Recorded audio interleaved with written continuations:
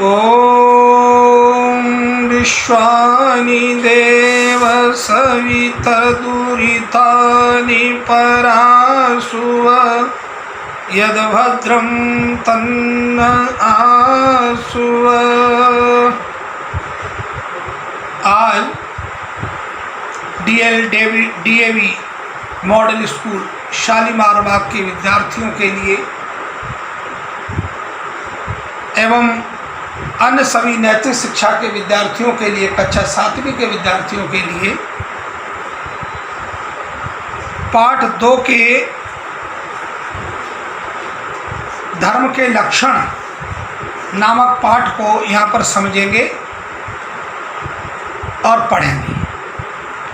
मैं इस पाठ को समझाऊंगा और फिर इसमें से मुख्य बातों को आप स्मरण कर लेना, याद कर लेना। तो पाठ करने से पूर्व प्रथम इस मंत्र का हम सब लोग विद्यार्थी पाठ करेंगे, इस मंत्र को बोलेंगे, पाठ करेंगे जो है ओम सहनौ भवतु सहनौ भुनक्तु सह वीर्यं करवावहि तेजस्विनावधीतमस्तु मा विद्विषावहि। सहनावतु, हम सभी विद्यार्थी और गुरुजन लोग साथ साथ बोलें। सहनौ भुनक्तु, और साथ साथ खाएं, अर्थात विद्या को पढ़ें और पढ़ाएं। सहवीर्यम करवावहे, और श्रेष्ठ कर्मों को हम पराक्रम युक्त होकर के, आलस्य रहित होकर के करें। तेजस्विनावधीत मस्तमा विद्विषावहि, ते और गुरुजनों का पढ़ाया हुआ और हमारे द्वारा पढ़ा हुआ दोनों ही हमारे लिए उपकारी हों, हमारे लिए लाभकारी हों। माँ विद्विषावहे, हम सभी कभी एक दूसरे से द्वेष ना करें, ईर्षा जलन न करें। इस प्रकार के मंत्र पाठ के द्वारा अब हम पाठ को प्रारंभ करते हैं। देखो, इस पाठ का नाम है धर्म के लक्षण। धर्म के लक्षण इस पाठ का नाम है। सबसे पहले आप धर्म को समझोगे, धर्म क्या है। धर्म कहते हैं जो धारण किया जाता है। जैसे कोई भी वस्तु है, कोई भी पदार्थ है, अपने गुण धर्म को जो धारण करती है वो कभी त्यागती नहीं है, हमेशा वही रहता है। और यदि इस वस्तु ने अपने गुण धर्म को त्याग दिया तो वस्तु नहीं रहती, वस्तु नष्ट हो जाती है। जिस प्रकार से अग्नि है, अग्नि का जो धर्म है वो है उष्णता और प्रकाश ऊपर को बढ़ना, ये अग्नि का धर्म है। अग्नि कभी ठंडी नहीं होती, शीतल नहीं होती। अग्नि के अंदर गर्मी होती है, आप उसके पास बैठेंगे तो आपको गर्मी लगेगी। और अग्नि जलने से प्रकाश भी होता है। तो ये अग्नि का धर्म है, उष्णता। इसी प्रकार से जल है, जल का धर्म है शीतलता। आप देखें, जल को गर्म कर देते हो, थोड़ी देर बाद वो अपना ठंडा हो जाता है। और जल का धर्म है शांत करना। अग्नि जल रही हो, आप उसके ऊपर डाल दें तो अग्नि बुझ जाएगी। हमें कितनी भी प्यास लग रही हो तो आप पानी पी लेते हो तो वो जो है शांत हो जाती है। तो इसी प्रकार से जल शांत करता है। तो ये जल का धर्म हो गया, शीतलता, शांति। लेकिन मनुष्य को हमारे ऋषि मुनियों ने कहा कि मनुष्य उभय योनि है। ये पीछे के कर्मों को भी भोगता है और आगे के कर्मों को करता भी है, दोनों इसके हाथ में होते हैं। तो ऋषि मुनियों ने कहा कि मनुष्य को धर्म को धारण करना चाहिए, धर्म के मार्ग पर चलना चाहिए। अब देखो धर्म क्या है। धर्म के ऊपर बड़े हमारे इतिहास में लड़ाई झगड़े हुए अपने धर्म को फैलाने के लिए, प्रचार प्रसार करने के लिए। लेकिन हमारे ऋषि मुनियों ने और महाराजा मनु ने धर्म की ऐसी परिभाषा की है जिसको कोई भी धर्मावलंबी, मतावलंबी मना नहीं कर सकता, इनकार नहीं कर सकता कि मैं इन धर्म की बातों पर नहीं चलूँगा। जैसे सत्य है, दया है, धर्म है, करुणा है, धीरता है, इंद्रिय निग्रह है, ये इसको सिख, ईसाई, मुसलमान और जितने भी धर्म वाले हैं वो सब स्वीकार करते हैं ये इन चीज़ों को। तो धर्म के विषय में कहा कि ये तो अभ्युदय निश्रेयस ससिद्धि धर्म। महर्षि ने कहा दर्शनकार ने कि धर्म वो है जिन कर्मों को करने से हमें सुख और शांति प्राप्त हो और दूसरे को सुख और शांति प्राप्त हो, इस लोक में उन्नति हो और परलोक में उन्नति हो, ऐसे जो कार्य हैं वो धर्म कहलाते हैं। तो मैंने धर्म के विषय में आपको थोड़ा सा बताया। अब देखो धर्म क्या है, धर्म हम किसको कहते हैं अपने इस पाठ में देख लेना, मैं आपको संक्षिप्त रूप से समझा देता हूँ। महर्षि लिखते हैं, आपकी किताब में देखो पाठ 1 के नीचे आप पढ़ेंगे तो नीचे लिखा हुआ है, धृति क्षमा दमो अस्तेयम शौचम इंद्रिय निग्रह धीर विद्या सत्यम अक्रोधो 10 कर्म धर्म लक्षणम। अब ये जो है धर्म के 10 लक्षण बताए हैं, इनको आप ठीक प्रकार से समझो। धर्म, जो व्यक्ति इन धर्म के 10 लक्षणों को धारण करता है वो धार्मिक है, वो धार्मिक कहलाता है। और महर्षि मनु तो कहते हैं कि प्रत्येक मनुष्य को धार्मिक होना चाहिए, धर्म को धारण करना चाहिए। मनुष्य में और पशु में यही अंतर है, मनुष्य श्रेष्ठ धर्म को धारण करता है और पशु का धर्म बंधन में होता है, तो वो उसका जो धर्म है वो अलग है, पृथक है। तो सबसे पहले धर्म के लक्षणों को आप देखो। सबसे पहले धर्म का लक्षण होता है धृति। धृति माना धीरज, हमें धीरज धारण करना चाहिए। कितनी भी हम पर कोई आपत्ति आए, विपत्ति आए, कोई परेशानी आए, कष्ट आए, तो महर्षि कहते हैं कि अपने धीरज को मत खो। धृति, अपना धीरज मत खो, उतावलापन मत दिखाओ, जल्दबाजी में कोई काम मत कर बैठो। तो धीरज धर्म का पहला लक्षण बताया धृति। महाभारत में एक बड़ा सुंदर प्रसंग आता है कि पांडव जब वनवास में थे, जंगल में घूम रहे थे, तो घूमते घूमते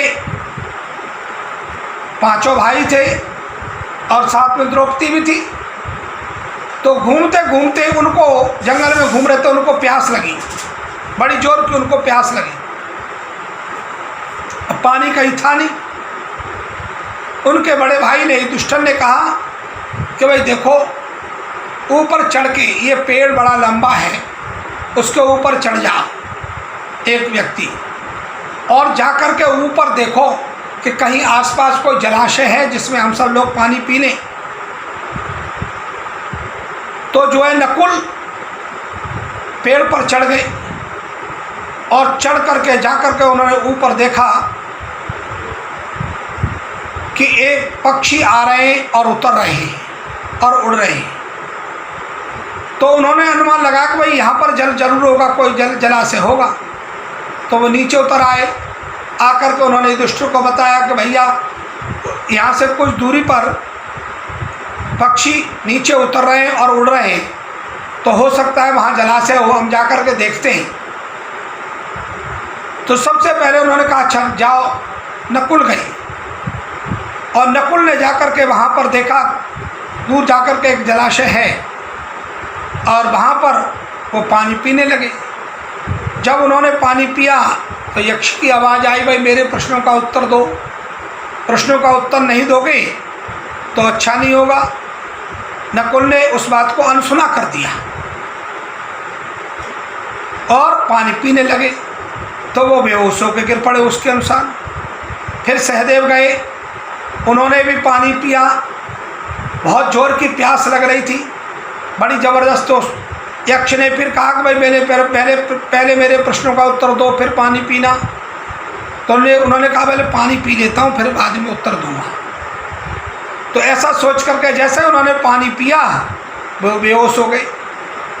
नकुल, सहदेव, फिर अर्जुन गए। अर्जुन ने देखा कि भाई मेरे भाइयों की ऐसी गति, बेहोश बड़े हैं, क्या कारण है? यहाँ पर जो है न किसी कोई घाव है शरीर पर या कोई कुछ भी लक्षण प्रकट नहीं होते, हो सकता है इस पानी में ही कुछ हो। तो वो वहाँ गए, लेकिन पानी भी बड़ा साफ था, स्वच्छ था। तो जैसे उन्होंने अपनी अंजलि बना करके पानी पीने की कोशिश की, फिर आवाज़ आई, ने कहा मेरे प्रश्न का उत्तर दो, नहीं है तो वही तुम्हारी दशा होगी जो तुम्हारे भाइयों की हुई है। उन्होंने कहा अच्छा हमारी वो दशा करोगे, अच्छा पहले पानी पी लो। पानी पीना, वो ही बेहोश हो गए। फिर उसके बाद भीम गए, भीम की यही दशा हुई। अब युधिष्ठिर ने देखा कि भाई क्या कारण है, अभी तक जो है कोई भाई नहीं आया। तो वहाँ पर पहुँचे। अब आप अनुमान लगाओ कि जो सबको एक जैसी प्यास लगी थी और सब प्यास के मारे इतने व्याकुल थे, परेशान थे कि सबसे पहले उत्तर देने से पहले पानी पीना चाहते थे। तो युधिष्ठिर को कितनी प्यास लगी होगी जो बाद में गए थे, लेकिन फिर भी वो घबराए नहीं। वहाँ पर पहुँचे, जैसे उन्होंने देखा कि भाई मेरे भाइयों की दशा है, मैं भी पानी पीऊँ तब उसके बाद देखूँगा। तो जैसे उन्होंने पानी पिया फिर आवाज़ आई, मेरे प्रश्नों का उत्तर दो तब पानी पीना, नहीं तो तुम्हारी यही दशा होगी। तो आप देखो उन्होंने पानी नहीं पिया और रुक गए। उन्होंने कहा भाई आप कौन हो? उन्होंने कहा बताया कि भाई मैं यक्ष हूँ, पहले मेरे प्रश्नों का उत्तर दो फिर पानी पीना। युधिष्ठिर ने कहा ठीक है बताओ, मैं कोशिश करूँगा, आप प्रश्न बोलो। यक्ष ने प्रश्न किए और युधिष्ठिर ने उत्तर दिया बड़े धीरज के साथ। यक्ष प्रसन्न हुआ और धीरे सब भाइयों को उन्होंने जीवित कर लिया। तो ये धीरज का उदाहरण है, धृति का, कि हम पर चाहे कितनी भी कोई परेशानी आए, दिक्कत आए, तो हमें घबराना नहीं चाहिए। उस समस्या का समाधान बड़े अच्छे ढंग से निकालना चाहिए, प्रेम पूर्वक। तो देखो जो धृति को धारण करता है वो कौन है? धार्मिक है। दूसरा जो लक्षण है क्षमा। क्षमा कहते हैं कि अपने ऊपर किए हुए किसी अपराध को अपराधी को क्षमा कर देना। किसी ने आपका कोई अपकार किया, बुरा किया, तो आपने उसके प्रति कोई द्वेष भावना नहीं रखी और उसको क्षमा कर दिया। तो क्षमा कर दिया आपको, क्षमा वीरस्य भूषणम। शास्त्रकारों ने कहा है कि क्षमा वीरस्य भूषणम, वीरों का भूषण है क्षमा। महर्षि स्वामी दयानंद को देखो, उनके जीवन को देखो। एक बार वो अनूपशहर, बुलंदशहर के पास उत्तर प्रदेश में एक जगह है, वहाँ पर वो उपदेश करते थे, गंगा के किनारे घूम रहे थे। कुछ लोगों को उनको उपदेश अच्छे नहीं लगे, तो उन्होंने धोखे से जहर दे दिया स्वामी जी को। स्वामी जी को जहर दे दिया। वहाँ का जो कलेक्टर था वो स्वामी जी का भक्त था, उसे पता पड़ा तो उन्होंने उसे पकड़ करके और बंद कर दिया जेल में, और उसके ऊपर अपराध लगाया हत्या का। स्वामी जी को पता पड़ा, स्वामी से कहा कि महाराज आपके ऊपर जिसने जहर दिया था मैंने उसको बंद करके डाल दिया। स्वामी जी ने कहा नहीं, उसको छोड़ दो, मैं उसको क्षमा करता हूँ, आप उसको छोड़ दो। मैं लोगों को जेल में डलवाने के लिए नहीं आया, मैं तो इस संसार की जेल से मुक्त करने के लिए आया हूँ। ज्ञान विज्ञान दे करके लोगों को ये सब मोक्ष को प्राप्त हों, आनंद को प्राप्त हों, सुख को प्राप्त हों। मैं किसी को हानि नहीं करना चाहता। तो ये क्षमा का उदाहरण है कि देखो क्षमा कर दो। ये धर्म का दूसरा लक्षण है। धृति क्षमा दमो अस्तेयम।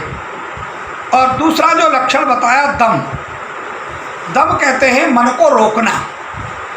जैसे आपके ऊपर कोई, आपका मन चला किसी काम के लिए, कुछ भी खाने पीने के लिए, तो लेकिन वो चीज़ आपके लिए है हानिकारक, स्वास्थ्य के लिए हानिकारक है, आचरण के लिए हानिकारक है, लेकिन मन कर रहा है आपका जो है, तो आपने उसको जो है मन को रोक लिया कि भाई नहीं, मैं इस काम को नहीं करूँगा, मैं नहीं खाऊंगा। तो मन को रोकना, एकदम रोक लो उस चीज़ को, जैसे ब्रेक लगा देते हैं वैसे ही मन को रोक दो, ये दम कहलाता है। जैसे आजकल गवर्नमेंट का नियम है कि भाई हमें बाहर नहीं निकलना। आपका मन चल रहा है कि भाई हम बाहर घूमे आए, बहुत दिन हो गए, इधर उधर जाएं, तो एकदम मन को रोको क्या ये गलत है। आप अपने मन को रोको कि भाई नहीं, जो सरकार का जो नियम है हमारे स्वास्थ्य के लिए जो बनाया है, हम उसको धारण करेंगे, हम कभी कहीं नहीं जाएंगे। तो मन को रोक लिया, ये दम हो गया, ये धर्म का लक्षण। आप धार्मिक हैं। अस्तेयम, अस्तेय कहते हैं चोरी न करना, मन से, वचन से और कर्म से। मन वचन कर्म से स्वामी की बिना आज्ञा के किसी वस्तु को नहीं लेना, ये अस्तेय कहलाता है। और ले लेना ये स्तेय कहलाता है, चोरी कहलाता है। तो मन वचन कर्म से किसी भी वस्तु को मत लो, तो ये अस्तेय कहलाता है। अस्तेय चोरी न करना, जो आपको कर्तव्य मिला हुआ है उसको पालन करना। ये नहीं कि हमें कोई नहीं देख रहा तो आप कर्तव्य से विमुख हो गए। आप अपने कर्तव्य का पालन करें, कर्तव्य का पालन नहीं करते तो अस्तेय कहलाता है। तो मन वचन कर्म से किसी भी वस्तु को मत चुराओ। दूसरा है धृति क्षमा दमो अस्तेयम शौचम इंद्रिय निग्रह। शौचम इंद्रिय निग्रह, शौच कहते हैं पवित्रता को। जिस प्रकार से हम अपने वस्त्रों को साफ सुथरा रखते हैं, शरीर को साफ सुथरा रखते हैं, उसी प्रकार से अपनी मन और बुद्धि इनको भी चिंतन मनन के द्वारा शुद्ध करना। एक बड़ा सुंदर श्लोक है महर्षि का, वो कहते हैं अदिर्गत्राण शुद्ध्यन्ति मनः सत्येन शुद्ध्यति विद्या तपोभ्याम भूतात्मा बुद्धिर्ज्ञानेन शुद्ध्यति। अर्थात अदिर्गत्राण शुद्ध्यन्ति, जल से शरीर आदि वस्तुओं की शुद्धि होती है, पवित्रता होती है। अदिर्गत्राण शुद्ध्यन्ति मनः सत्येन शुद्ध्यति, मन जो है सत्य से शुद्ध होता है। मनः सत्येन शुद्ध्यति विद्या तपोभ्याम भूतात्मा, विद्या और तप से आत्मा शुद्ध होती है। बुद्धिर्ज्ञानेन शुद्ध्यति, और बुद्धि ज्ञान से शुद्ध होती है। तो ये शुद्धि का मतलब शौच, पवित्रता, ये दो प्रकार की है, एक बाह्य और एक आंतरिक। तो बाह्य शरीर आदि की जल आदि से शुद्धि करना, मन और बुद्धि की ज्ञान आदि से शुद्धि करना, स्वच्छ करना। इंद्रिय निग्रह, इंद्रिय निग्रह का अपनी इंद्रियों को रोकना। देखो हमारी जो इंद्रियां हैं, 5 ज्ञान इंद्रियां हैं और 5 कर्म इंद्रियां हैं। ये अपने अपने विषयों की तरफ भागती हैं, आँख देखने की तरफ भाग रही है, नाक गंध की तरफ भाग रही है, कान सुनने की तरफ जा रहे हैं, जिह्वा रस की तरफ जा रही है, त्वचा स्पर्श इसको अच्छा लग रहा है। तो शब्द, स्पर्श, रूप, रस और गंध, ये इंद्रियां अपने अपने विषयों की तरफ भागती हैं। तो हमारे ऋषि मुनियों ने कहा कि भाई इंद्रियां जो अपने अपने विषयों की तरफ भाग तो रही हैं, लेकिन इनको उचित मात्रा की तरफ से उचित ढंग से इनको भगाओ, इन पर रोक भी रखो जो है। अब रोक का मतलब क्या है कि भाई आँखों से अच्छा देखो, कानों से अच्छा सुनो। तो ये जिह्वा से जो स्वास्थ्यवर्धक वस्तुएं हैं वो खाओ। तो इंद्रिय निग्रह का अभिप्राय है कि अपने जो इंद्रियां हैं, 5 ज्ञानेंद्रियां, 5 कर्मेंद्रियां, इनको उचित मात्रा में संचालन करना, और जब ये गलत मार्ग पर जाती हैं तो उनको रोकना, ये इंद्रिय निग्रह कहलाता है। इंद्रिय निग्रह के उपरांत धीर विद्या सत्यम अक्रोधो दशकम धर्म लक्षणम। धीर विद्या, धी कहते हैं बुद्धि को, और विद्या कहते हैं किसी चीज को सीखना। तो विद्याएं अनंत हैं, अनंत पारम किल शब्द शास्त्रम, विद्याएं अनंत हैं। आप देखें ये जहाज उड़ाने की विद्या,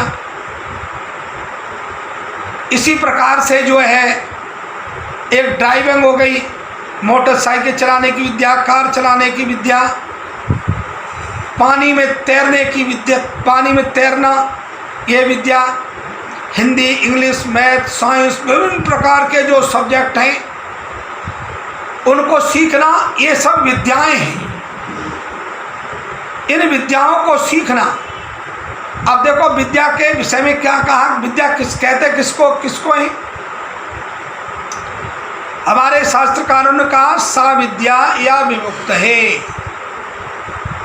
विद्या वह है, विमुक्त है, जो हमें अज्ञान से मुक्त करती है, दुखों से छुटाती है, वो विद्या है। तो विद्या और बुद्धि, बुद्धि एक व्यक्ति, बुद्धिमान व्यक्ति विद्यावान नहीं हो सकता, और एक विद्यावान व्यक्ति बुद्धिमान नहीं हो सकता। तो विद्या और बुद्धि अलग अलग चीज़ें हैं। आपने एक कहानी पढ़ी होगी, विद्या बुद्धि उत्तमा। सब बच्चों साहब उसको मैं याद करा देता हूँ कि देखो विद्या और बुद्धि में कितना अंतर है। एक बार 4 शिष्य अपने गुरु के पास पढ़ते थे। तो जब उन्होंने, गुरु ने उनको पूर्ण विद्या दे दी, तो उन्होंने कहा बेटा अब मैं तुमने पूरी विद्या पढ़ ली, अब आप जा सकते हो अपने घर पर, आपने पूर्ण विद्या प्राप्त कर ली। लेकिन उनमें से जो चौथे नंबर का था विद्यार्थी, वो कुछ पढ़ने में बड़ा कमज़ोर सा था, पढ़ नहीं पाता था सही ढंग से, कोशिश बड़ी करता था लेकिन पढ़ नहीं पाता, स्मरण शक्ति उसकी कमज़ोर थी, लेकिन हर काम को बड़ी समझदारी पूर्वक करता था, बुद्धिमान था वो जो है। तो गुरु ने कहा बेटा तुमने चौथा जो बच्चा था उससे कि बेटा तुम्हें ज़्यादा विद्या तो नहीं आई, लेकिन तुम बुद्धिमान हो, तो हर काम को अपने बुद्धिपूर्वक करना, तो आपका जीवन बहुत सुचारू रूप से चलता रहेगा। और ये तो इनको तो सब विद्या मैंने सिखाई दी, तो ये तो धन संपत्ति है स्वर सही प्रकार से प्राप्त कर ही लेंगे अपने विद्या के बल से। तो उन्होंने कहा कि ठीक है गुरुदेव, आपका बहुत बहुत धन्यवाद, और चरण स्पर्श करके चल दिए। जब वो चलते चलते चलते चलते जंगल में पहुँचे, तो चारों ने विचार करा कि भाई देखो ऐसा हम सब लोग एक ही जगह रहे हैं, और किसी राजा के यहाँ हम नौकरी करेंगे, तो अपनी विद्या को यहाँ पर देखते हैं कि कुछ मिल जाए तो उसे सफल कर लें, देखें।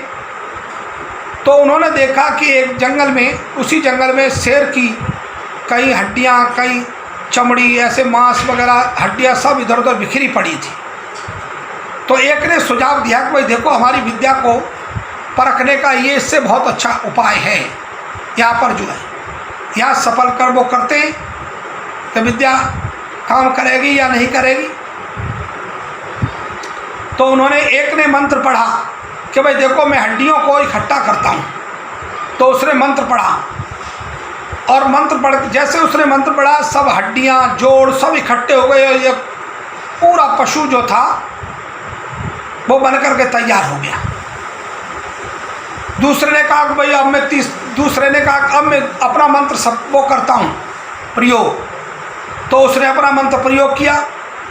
जब मंत्र उसने प्रयोग किया तो पूरी चमड़ी, मांस वगैरह बन करके पूरा तैयार हो गया, और उन्होंने देखा कि ये तो शेर है भाई, पूरा शेर बन करके तैयार हो गया। अब तीसरे ने कहा कि भाई अब मैं इसमें जान डालता हूँ। तो चौथा बोला कि भाई देखो, ऐसा है, तुम ये गलती क्यों कर रहे हो भैया, ये गलती मत करो, इसमें जान डालते ही हमें खा जाएगा, और ये विद्या सफल है, क्योंकि हड्डियाँ और सब चीज़ जुड़ गई, पूरा बन के तैयार हो गया। तो अब इसमें जान मत डालो, ये जान डालेगा तो हमें खा जाएगा। ये जो है, ये हिंसक पशु है, और हिंसक पशु अपनी हिंसा नहीं छोड़ता, ये जान आते ही, इसमें चेतना आते ही हमें खा जाएगा।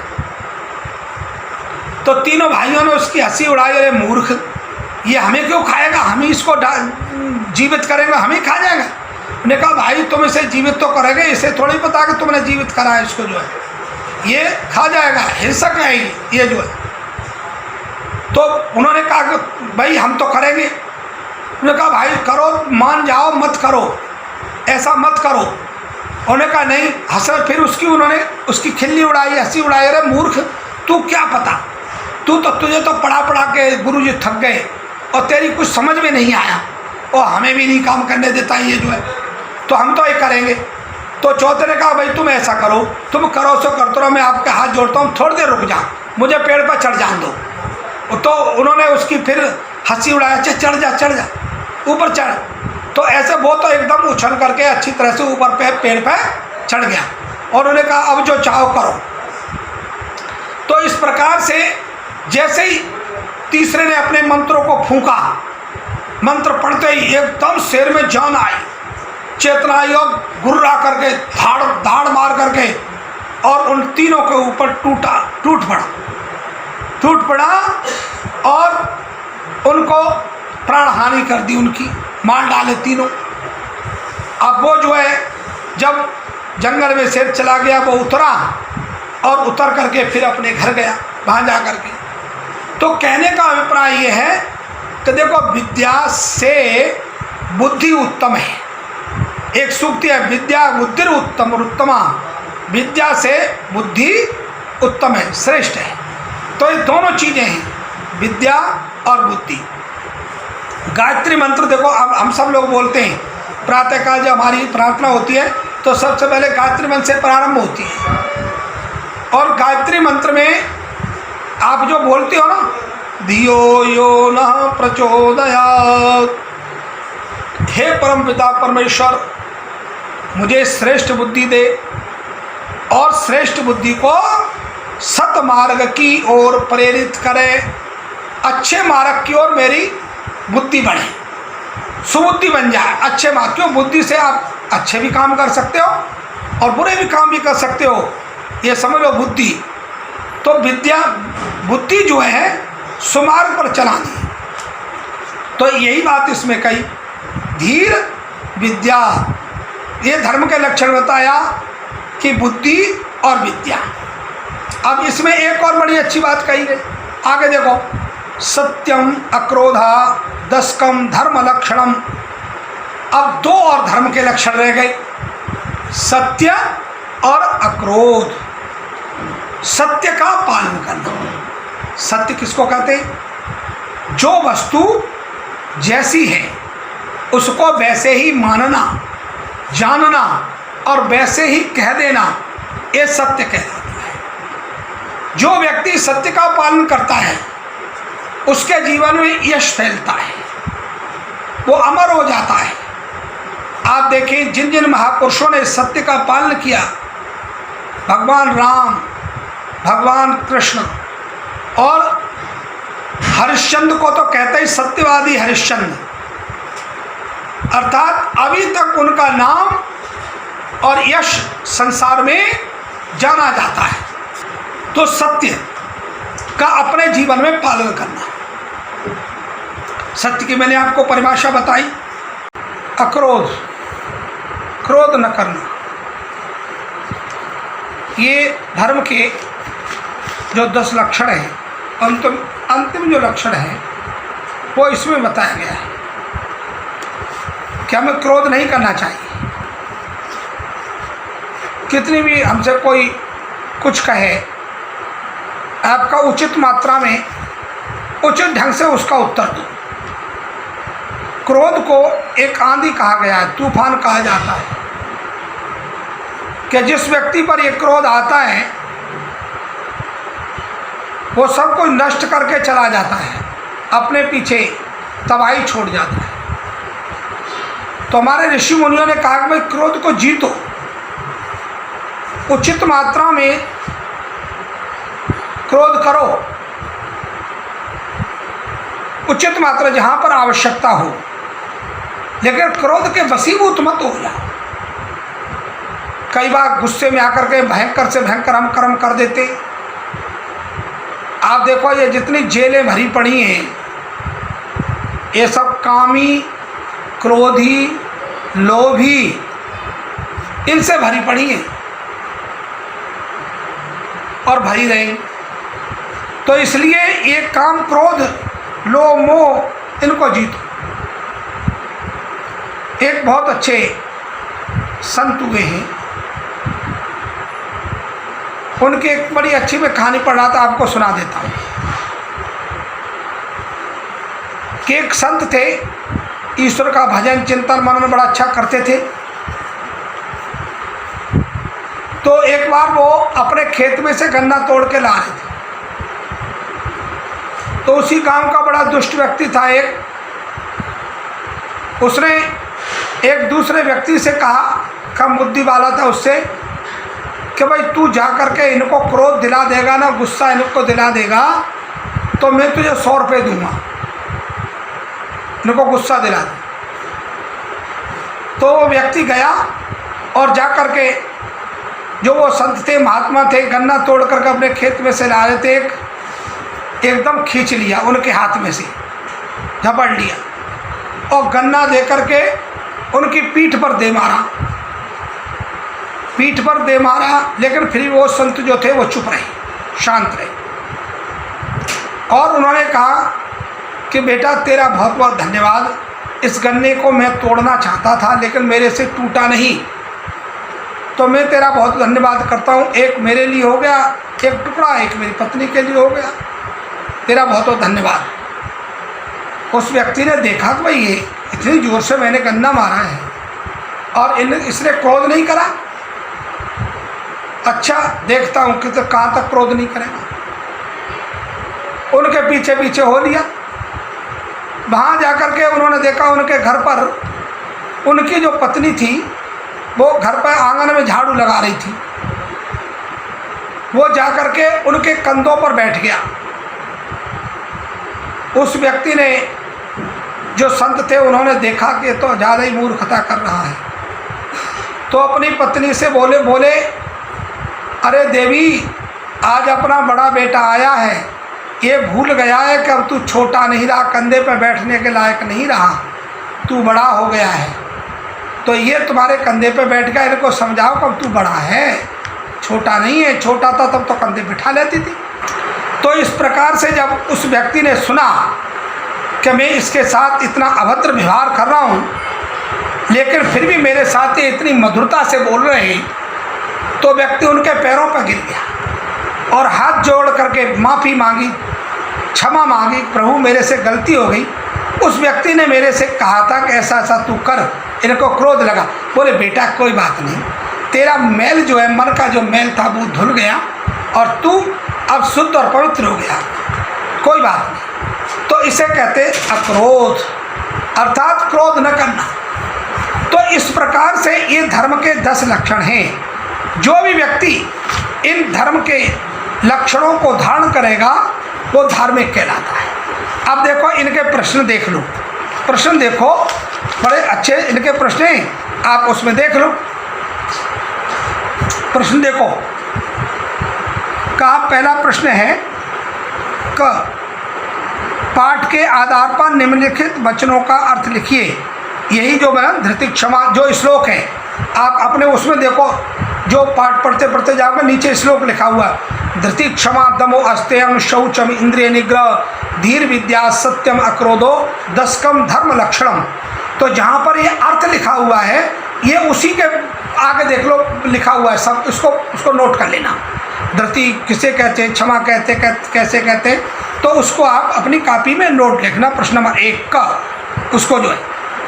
दूसरा है आत्मानि प्रतिकूलानि परेशान न समाचरित, कि देखो इसका जो उसका भी अर्थ नीचे देखकर लास्ट में देख लो आप, लिखा हुआ है कि जो हमारे लिए प्रतिकूल हो वह व्यवहार दूसरों के साथ नहीं करना चाहिए। ये इसका अर्थ है उसका जो है। आत्मानि प्रतिकूलानि, ये जो है ना इसमें देखो लिखा हुआ है आत्मनि प्रतिकूलानि परेशान न समाचरेत, कि जो हमारे लिए प्रतिकूल हो वह व्यवहार दूसरों के साथ नहीं करना चाहिए। मतलब जो बात हमें अच्छी नहीं लगती वो दूसरों को भी अच्छी नहीं लगेगी, तो उस काम को हम न करें।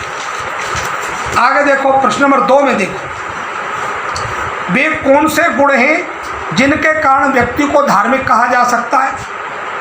अभी मैंने ये जितने भी आपको पढ़े धृति क्षमा, जो धर्म के 10 लक्षण हैं, आप देखेंगे धर्म के 10 लक्षणों को धारण करने वाला व्यक्ति धार्मिक कहलाता है, या जितने भी धर्म के गुण हैं उनको कहलाता है वो।